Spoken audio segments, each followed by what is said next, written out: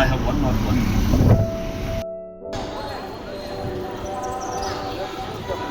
Hi అండి, అందరికీ నమస్కారం అండి. చూడండి, మనమైతే ఇప్పుడు అరుణాచలంలో ఉన్నాము. అరుణాచలేశ్వర దర్శనానికి అయితే వచ్చాము. చూడండి, ఇప్పుడైతే మేము దర్శనానికి అయితే వెళ్తున్నామండి.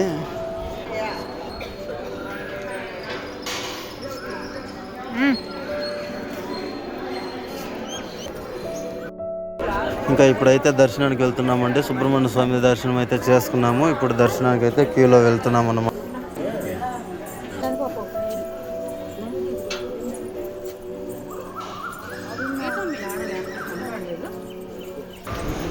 ఫ్రెండ్స్, అరుణాచలం దేవస్థానం మొత్తం ఒక్క ఇమేజ్లో చూపించాలంటే ఇక్కడ చూపిస్తాను. చూడండి,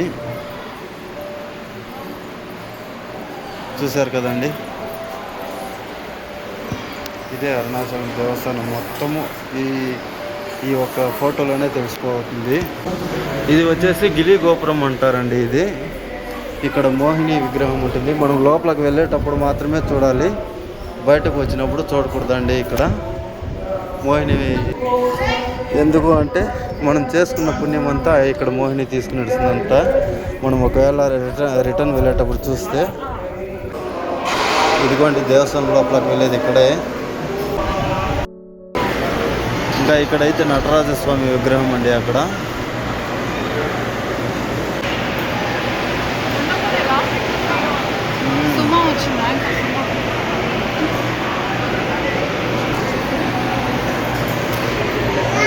చూడండి, ఎంత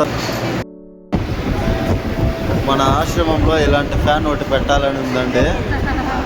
ఇది ఒకటి పెట్టామంటే మన ఆశ్రమంలో 10 ఫ్యాన్లు ఉంటే కూడా ఆ 10 ఫ్యాన్లు తీసేయచ్చండి. అంత గాలి వస్తామండి, అంత పెద్దది.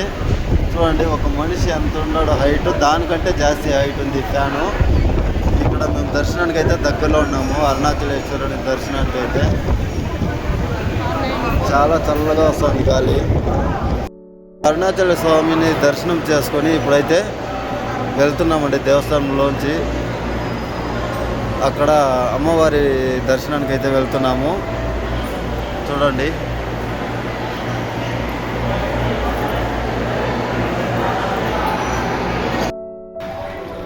మేము దర్శనానికి వెళ్ళింది రాజగోపురం దగ్గర అండి. ఇప్పుడు దర్శనం అయిన తర్వాత బయట వెళ్తుంది అయితే ఇంకో గోపురం నుండి. ఇక్కడంతా కన్ఫ్యూజ్ అవుతుందండి. రాజగోపురం ఇంకో దారి. థ్యాంక్ యూ సో మచ్ అండి వీడియో చివరి వరకు చూసినందుకు.